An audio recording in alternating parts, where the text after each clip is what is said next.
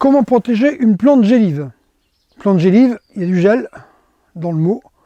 Et du gel, eh bien, on va approcher de tout ça, et le gel va venir suivant les régions. On va avoir des plantes qui vont avoir du mal à passer l'hiver. Alors le gel, c'est des plantes supportent 3 degrés, et puis ils commencent à être mal, et puis parfois à moins 10, à moins 15, ça supporte encore.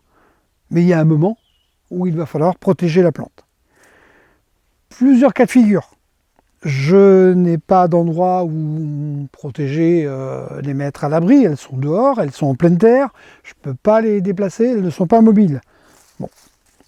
Un pot qui est important, un gros pot qui va faire 50, 60 kg, 100 kg, les grosses potées, on en voit très souvent avec soit avec des agrumes, des citronniers qui font 1,50 m, 1,80 m de hauteur, ça pour les déplacer, pour les mettre à l'abri, c'est pas facile. On a quoi comme solution? Première solution, le voile d'hivernage. Le voile d'hivernage, espèce de voile de mariée, ce produit-là, attention, ne pas mettre de plastique, de matière plastique que vous allez coller sur la plante. Qu'est-ce qui va se produire lorsque vous allez coller votre plastique comme ça? Vous avez la condensation dessous. Ça gèle, la condensation va geler au contact des feuilles, et au lieu de la protéger, vous optimisez le point de gel. Donc c'est pas bon. Donc on utilise ce voile qu'on appelle du voile d'hivernage, il a été bien nommé, et on va l'enrubaner. On va enrubaner la plante et le pot. Bon, il n'est pas tout à fait adapté pour le pot celui-là, mais ce qu'on va faire, c'est on va l'enrouler de manière à prendre toute la plante. On peut en faire deux tours, peu importe. Et là on peut le fermer complètement. Pas de condensation, ça transpire au travers. On va l'attacher autour, on y met ce que l'on veut, un élastique, une ficelle, ce que vous voulez, on l'attache là-haut, et voilà, votre plante elle est protégée pour passer l'hiver. J'ai protégé le haut, j'ai protégé le bas. On a tendance à oublier que la plante peut geler aussi par les racines. Ça gèle forcément, les feuilles, elles. On va bien penser qu'elle risque de geler. Et le pot, il protège la plante, il protège les racines. Non, l'ensemble va geler. On va avoir un point de gel qui va très vite arriver sur les racines, et votre plante peut geler aussi par les racines. C'est quoi la différence? Ça gèle là-haut. Ça gèle, ça perd ses feuilles, les racines n'ont pas gelé. Je vais tailler au printemps, ma plante va repartir. Elle va repartir si les racines n'ont pas gelé. Si l'ensemble a gelé, c'est mort, ça ne repart pas. D'accord? Donc ça, c'est le premier point. Je peux les protéger comme ça.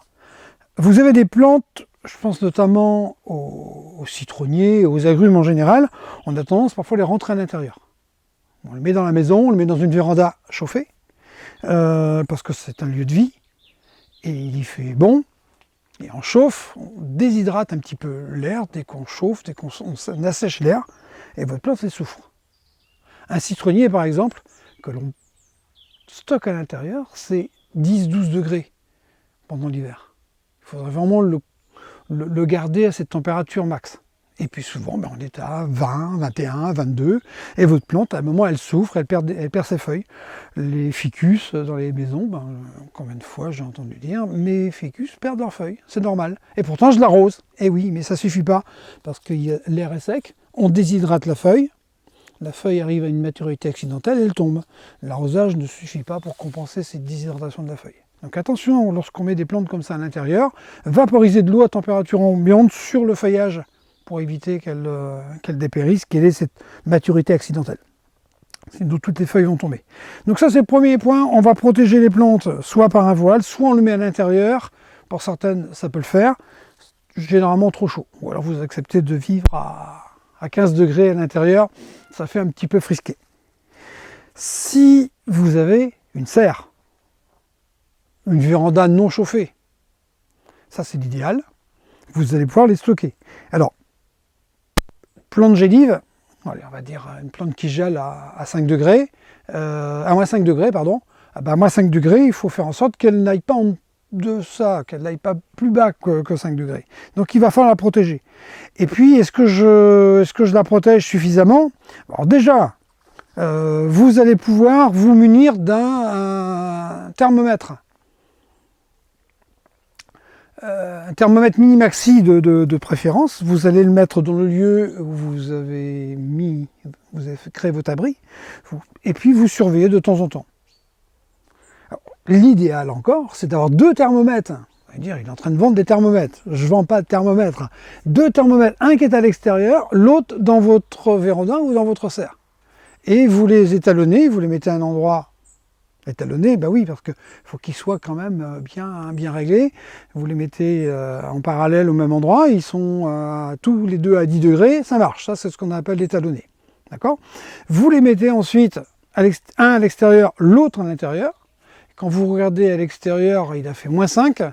Allez donc voir à l'intérieur, dans votre abri, comment il fait. Il fait -3. C'est bon. Et comme ça, vous saurez par la suite que lorsqu'il fait -3 dehors, vous avez encore votre marge de sécurité dans la serre. Parce qu'après, si vous avez une serre en verre ou une véranda, eh ben, ce sera peut-être le moyen d'ajustement, peut-être un petit chauffage d'appoint qui va vous permettre d'éviter que vos plantes gèlent. Parce qu'on y tient quand même à nos plantes. On n'a pas envie de les laisser geler pendant l'hiver. Donc votre plant il est protégé, vous surveillez quand même les températures, à -5 ça tient, mais à -10 ça ne tiendra pas. Donc peut-être prévoir la petite barrière d'ajustement. Donc là on a protégé nos plantes, toutes les plantes gélides, hein, que ce soit les agrumes, que ce soit là les lauriers roses,